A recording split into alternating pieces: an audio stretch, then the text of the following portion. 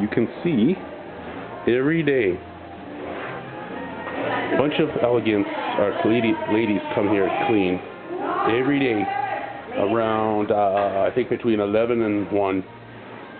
I don't remember what time it is right now. I think it's like 11 something right now, but you can see they just cleaned. She's actually scraping all the excess water over there. So this whole Alegance building is cleaned from corner to corner.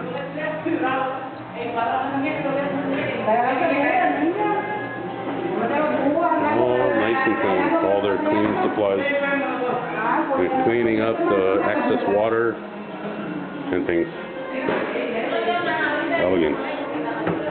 Well, I don't want to go in there because they've just cleaned, but the whole building is always cleaned from every morning around, I'm guesstimating around 11 and 1 o'clock, somewhere in there. And it's every day for at least an hour, like 10 women, cleaning ladies, come here, clean the crap out of it. As you can see, all the water drained where they scraped from the main sidewalk going up to the building, but it's really good. You know, people say, oh, it's so dirty here. Well, no, actually it's not.